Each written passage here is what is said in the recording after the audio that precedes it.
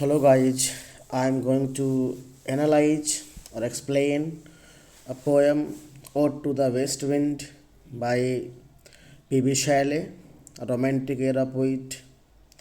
This ode was published or written in 1819 and published in 1820.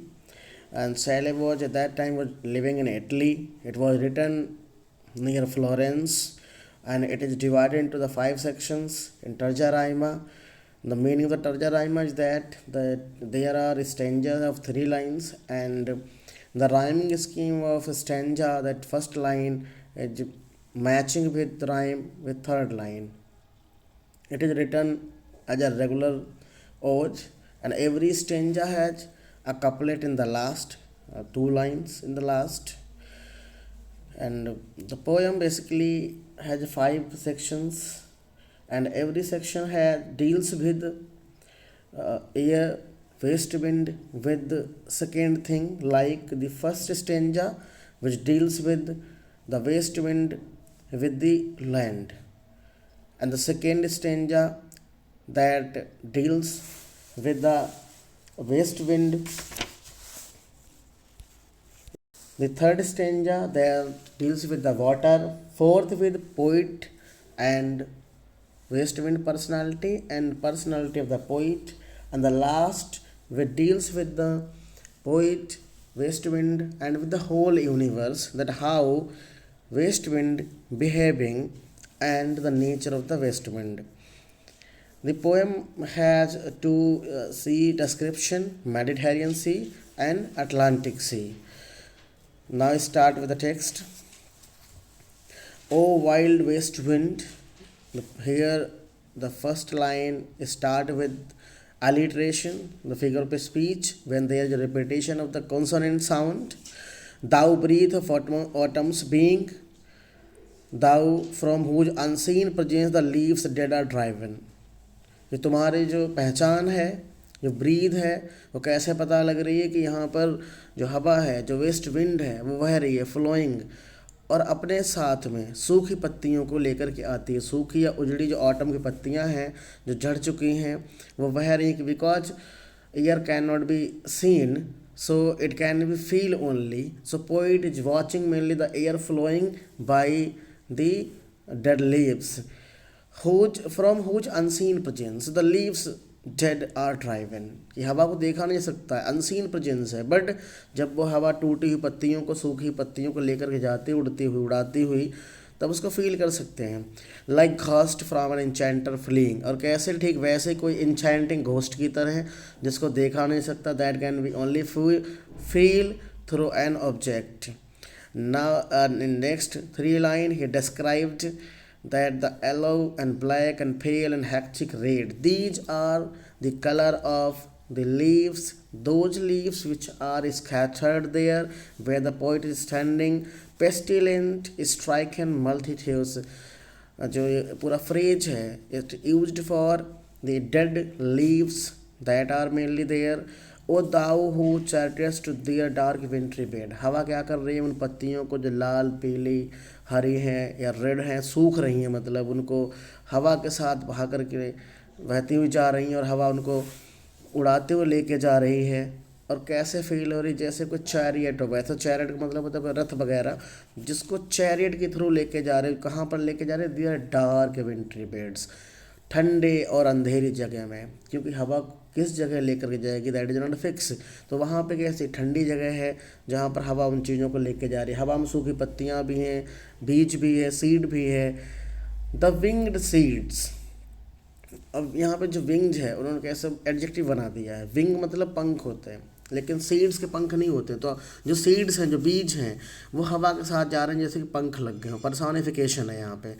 Where they lie cold and low, और कैसे जहाँ पे बीज उड़ करके जाते हैं तो ठंडी जगह हम जाते हैं, ठंडे होकर के जाते हैं, गड्ढे में गिर जाते हैं। Each like a corpse within its grave, और ठीक वैसे ही जैसे कि कोई व्यक्ति कब्र में दफन हो, तो वो क्या होगा, ख़त्म होता जाएगा, धीरे धीरे कोरोड होता चला जाएगा। लेकिन जो सीड होते हैं वो जैसे गड्ढे में जाते हैं तो नया ट्री बन करके निकलते हैं, जर्मिनेट होते हैं। तो वेस्ट विंड क्या कर रही है, first symbol of the west wind is the dead things that are carried by the air. The second symbol, एक तरफ तो मरे हुए को उड़ा करके ले जाती है, दूसरी तरफ वो मरे हुए को ले जा करके नए जीवन की तरफ ले जाते हैं, जो कि बीज गड्ढे में गिर के नया पेड़ बनते हैं। अनटिल दाइन अजर सिस्टर, और अजर is huge here for the blue colour, अजर सिस्टर पर स्प्रिंग शैल ब्लो, कि तुम नीले आसमान की तरह हो, सिस्टर उसकी स्प्रिंग सीजन की। और क्या होगा, अभी जो बीज उड़ करके जाएगा, जिसको हवा में उड़ा करके ले जाएगा, आगे वो स्प्रिंग सीजन में जो बीज हैं जो गड्ढों में गिर जाएंगे, दफन हो जाएंगे, वो हरे भरे पेड़ हो उगेंगे। हर क्लैरियन ओवर द ड्रीमिंग अर्थ, पूरे अर्थ पे एक तरीके से आवाज़ सी है बहती हुई हवा की, क्लैरियन है over the earth. And feel driving sweet words like flocks to feed in the air, और क्या हो रहा है, उससे जो बहती हुई हवा जाती है तो जैसे कोई फूल की पंखड़ी खिली, ड्राइविंग स्वीट्स बर्ड्स, बर्ड्स मतलब पंखड़ियाँ, like flocks to feed in the air, जो खिल गई हैं हवा में, खुल रही हैं हवा में महकने के लिए।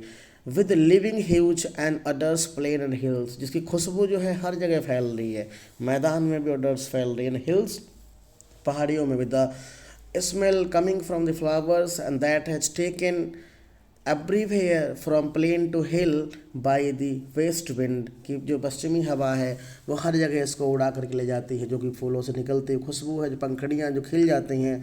वाइल्ड स्पिरिट, वेस्ट विंड को वाइल्ड स्पिरिट बोला, क्योंकि ये कहीं एक जगह से नहीं आ रही, कहीं ऐसी जगह नहीं जा रही है, जंगल, पहाड़, मैदान, पर्वत, समुद्र, हर जगह घूम रही है।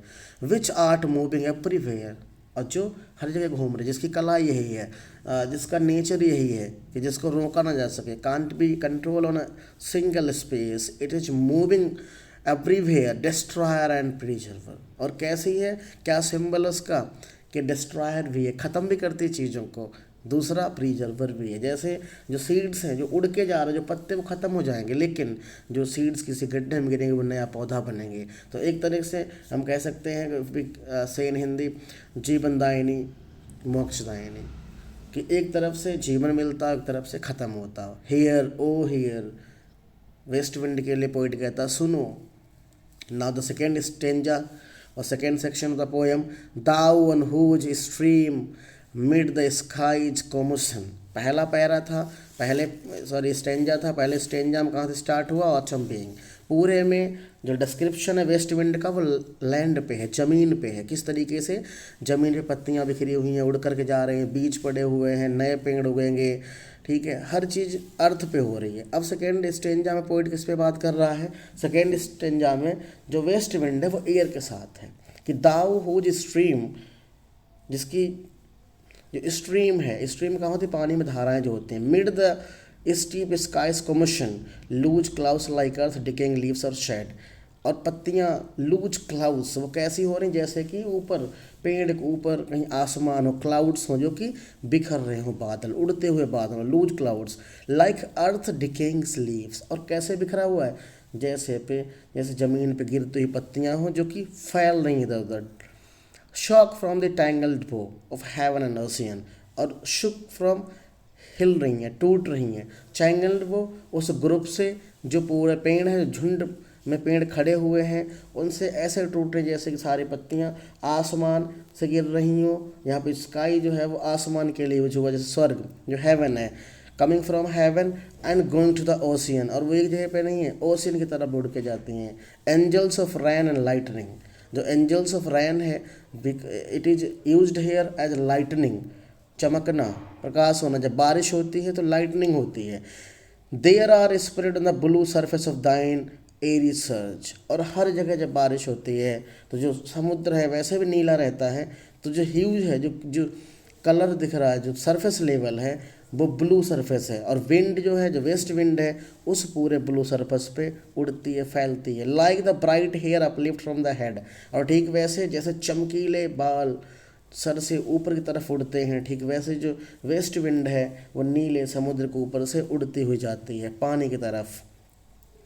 ऑफ सम फियर्स मिनीड, और कैसे, जैसे maenad here is a mythological character. Maenad क्या थी, बैकस, गॉड ऑफ वाइन, जो हर समय दारू पीते रहते हैं, उसकी सेवक थी, फॉलोअर थी, जो कि हर समय भटकती रहती है इधर से उधर, जिसके बाल हैं खड़े रहते हैं। It's like the spirit of anger, maenad even from dim verge the horizon of the zenith height, और जो कैसे घूमती रहती है जैसे ज़मीन से आसमान तक के लिए उठ रही हो, ऊंचाई में डोल रही हो। The locks of approaching storm, या बहते हुए जो तूफ़ान है, उन तूफ़ानों में जो मनीड है वो घूमती रहती है, जो आत्मा है जो बैकस के पीछे घूमती है। Bacchus the god of mine और Dionysus, thou dirge of the dying air.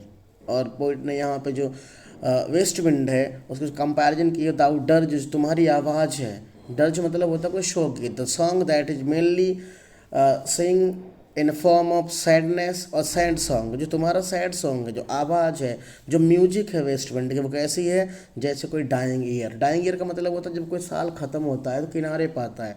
ऐसे डिस्क्रिप्शन टॉमस हार्डी के एक पोएम है डार्कलिंग थ्रश, उसमें भी उसने डाइंग ईयर यूज किया है। Same P Shelley also used basically the Victorian poet, last Victorian or pre-modern, have taken multiple of the things from the romantic poets.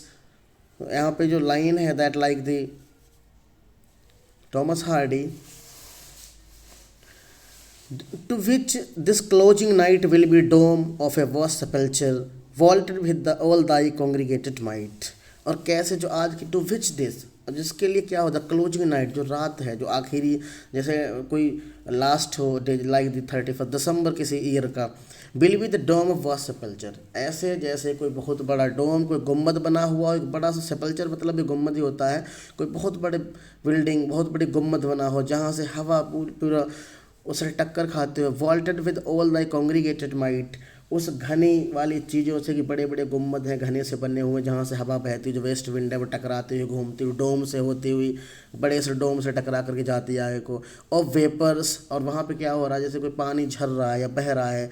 From whose solid atmosphere black rain and fire hail will burst, और जहाँ पे सब कुछ होगा, अंधेरा है, black rain बारिश हो रही है, जैसे आग भी हो पानी भी हो, और सब हेल मतलब होता है किसी चीज़ को जैसे जयकार करना। इस तरीके से वेस्ट विंड के लिए जो हेल हो रही है विल फर्स्ट पूरे में फैली हुई है। ओ हियर, अब अगेन वो कैसे जैसे किसी को you know like the apostrophe, तुम बुला रहे हो किसी को, वेस्ट विंड को। यहाँ पे जो पोइट है he is calling like any person, he is calling in stanza third और section third of the poem which deals with the Boucher, thou who didst waken from his summer dreams। अब यहाँ से waste wind को कैसा माना है जैसे कि वो गर्मियों के रात से जाग रहे हो, समर ड्रीम्स जाग रही हो। द ब्लू मेडिटेरियन, और कहाँ से, समर से जाग करके ब्लू मेडिटेरियन, मेडिटेरियन समुद्र है उसका नाम है, ये समुद्र से होते हुए। वेयर ही ले, जहाँ की वो लेटी थी, कौन, west wind. Lulled by the coil wise crystalline streams, और बहती हुई नीली धाराओं से होते हुए जो वेस्ट विंड है। वेसाइड पमिस आइजल इन अ वेज बेबी, beside पमिस आइसल्स इन बेज बे, हेयर बेसाइड उसके पास पमिस आइजल एक प्लेस था जहाँ पे मेनली रोमन्स लोग जाते थे स्पॉट करने के लिए, घूमने के लिए। And saw in the sleep old palaces and towers quivering within the waves intense day. और जो ओल्ड वेस्ट विंड है that coming from the Mediterranean seas, the seas are sleep, जो समुद्र शांत हैं, सोए हुए हों, ठीक वैसे जैसे कि ओल्ड पैलेसेस पुराने घर, towers, quivering within the waves intense day, और ये सारी वेव्स से होते हुए बहते हुए, all over ground with other moss and flowers, पूरे मैदान से होते हुए, आसमान से, भीड़ से होते हुए, फ्लावर से। So sweet the sense friends picturing them, और there are many pictures. Sense friends मतलब जैसे कि सब शांत हो, सब बहका हुआ सा हो। Thou for whose path the Atlantic level powers, कि तुम ठीक वैसे ही हो जैसे अटलांटिक लेवल हो, अटलांटिक पावर्स हो, या अटलांटिक जो समुद्र है ठीक वैसे पावरफुल हो। Cleaves themselves into the chasm while for blow, cleave themselves into the chasm, जब वेस्ट विंड बहती है, there are many plants in the sea, जो वेस्ट विंड गुजरती वहाँ से बाहर को आते हैं सुनने के लिए, हवा से टकराने के लिए। While for blow the sea blossom, और सी में बहुत सारे ऐसी चीज़ें खिली हुई हैं। एंड ऊजी बूड्स, जो पेड़ हैं, जो जंगल है, जो पेड़ पौधे नीचे हैं। विच वियर द शेपलेस फाइल, जिनकी पत्तियाँ झड़ जाती हैं। सेपलेस फॉइलेज ऑफ द ओशियन, जिनकी पत्तियां झड़ जाती, जो पेड़ हवा के लहरों के साथ बह के बाहर आते हैं, किनारे पर लगते आकर के, द नो दाई वॉइस, वो तुम्हारी आवाज़ को जानते हैं, the voice of the west wind and suddenly grow grey with fear, और कैसे होते जाते हैं, धीरे धीरे पीले होते जाते हैं, they are going to die, they are going to dry, fear and tremble and despoil themselves, और धीरे धीरे वो बाहर आने की तरफ होते हैं, जैसे सब खत्म होने वाला हो। There are many plants which are mainly leafless, जिनमें पत्तियां नहीं रहती, जो सूखने लगती हैं, जो बाहर आने लगते हैं, ट्रेम्बल, जैसे कोई कांप रही हो चीज़, डिस्पॉइल देमसेल्व, अपने आप ख़त्म होते हुए। O hear again the repeat the same line in the last in couplet, in previous stanza also this was happened, Oh, here again the repetition of the same. Oh, here. So the poet is calling to the west wind in stanza 4. Now this stanza is connected with poet and the west wind, that how the poet want to connect himself with the wind. If I were a dead leaf thou mightest bear, कि अगर मैं कोई ऐसे होता जैसे कोई dead leave है, कोई पत्ती है टूटी हुई, पेड़ से टूट जाती है, अलग हो जाती है। If I were a dead leaf thou mightest bear, इस पूरे स्टेंजा में पोइट ने वेस्ट विंड को खुद के साथ कनेक्ट किया है कि जैसे मैं कोई टूटी पत्ती हूँ, पेड़ से टूटी हुई पत्ती, जिसको तुम खुद मुझे वियर करते। If I were a swift cloud to fly with thee, काश मैं एक टूटी हुई पत्ती होता जो तुम्हारे साथ उड़ता, ठीक वैसी जैसे बहुत सारी सूखी पत्तियाँ, या काश में कोई आसमान होता, बादल होता जो तुम्हारे साथ उड़ता। A wave to pant beneath the power, या कोई ऐसी लहर जो तुम्हारे साथ बहता। And share the impulse of the strength, और मैं खुद को तुम्हारी स्ट्रेंथ के साथ शेयर करता। Only less free than thou O uncontrollable, where को वेस्ट विंड को उसने बोला ओ अनकंट्रोलेबल, जिसको कोई कंट्रोल ना कर सके, जो हर जगह बहती रहती है, हर जगह जा सकती है, फ्री है। If even I were as in my boyhood, ठीक वैसे जैसे मैं अपने बचपन में था, डिजायर फ्री था, टेंशन फ्री था कहीं भी जाने के लिए। मतलब here he is comparing his contemporary life, his present life with his boyhood, when he has qualities like the west wind and could be the comrade of the wandering over heaven, तो मैं तुम्हारे साथ वैसे उड़ता, वैसे घूमता जैसे कि तुम बहते हो, घूमते हो, वॉन्डरिंग हो ओवर हेवन, हर जगह। स्वर्ग के लिए यहाँ पे मतलब नहीं कि स्वर्ग में, बल्कि हर जगह, चाहे वो समुद्र हो, पहाड़ हो, जंगल हो, फ्लावर्स हो। As then when to out stripes thy sky speed, ठीक वैसे जैसे तुम बहुत स्पीड से हर जगह घूमती हो। स्केयर सीम्ड अ विजन, जो मेरे लिए सिर्फ एक सपने की तरह होता। I would never have striven as thus with thee in prayer in my sore need, और जब इसे प्रेजेंट टाइम में कहता है कि मुझे सबसे ज़्यादा नीड है, as thus with thee in my prayer, मैं अपनी प्रार्थना में, मैं अपनी उस चीज़ में भी तुम्हें साथ लेता, चाहे जब मेरे जख्म होते, जब मेरी परेशानी होती। O lift me as a wave, मुझे ऐसे उठा लो जैसे कोई बहती हुई वेव। अ लीफ, कोई टूटी हुई पत्ती।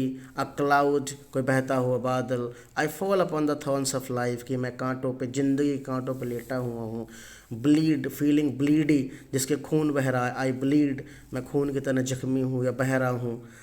अ heavy weight of hours had chained and bowed, अब जो ज़िंदगी है वो थकान से फील हो रही, जैसे कि ज़िंदगी का भार हो हमारे ऊपर, समय का भार हो।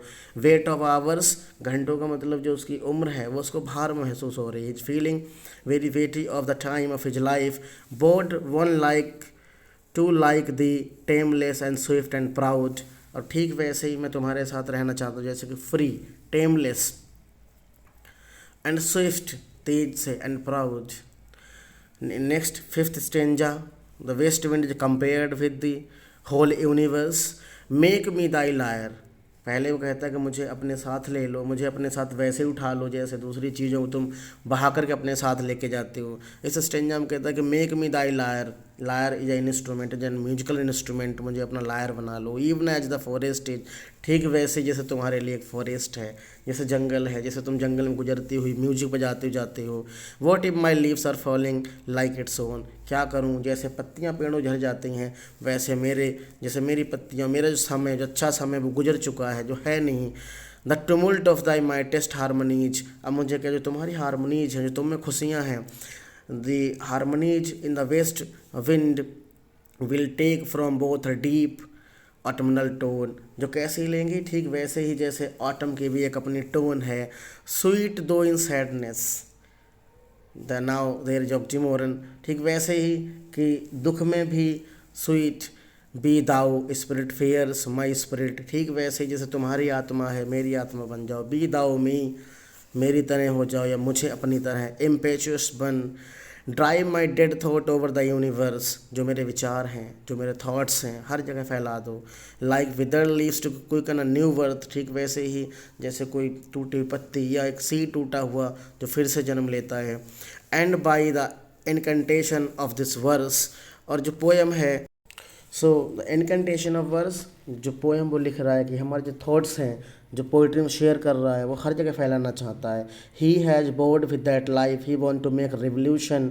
वो अपने आइडियाज़ को एक क्रांति की तरह फैलाना चाहता है, so people can change their outlook in the life, scatter as from an unextinguished hearth, ठीक वैसे फैला दो जैसे कोई बिना बुझी हुई चीज़, एशेस एंड स्पार्क, जैसे कहीं राख हो कहीं चमकती हुई चीज़ हो कोई, my words among mankind be through my lips to unawakened earth, मेरे जो वर्ड्स हैं जो शब्द हैं जो पोएम है, that will be very helpful for the mankind, be through my lips, जो मेरे होठों से कही जाएगी, टू अनअवेकेंड अर्थ, ठीक वैसे जैसे सोया हुआ इंसान है जिसको जगाने के लिए कोई आए, कोई ऐसा जो उसको बताए, the trumpet of the prophecy, और जो हमारी भविष्यवाणी है, जो ट्रम्प्ट है, जो हमारी वॉइस है जो हर जगह बहेगी, is the west wind that will make my words as a prophecy, O wind if winter comes can spring be for behind, पूरी पोएम की जो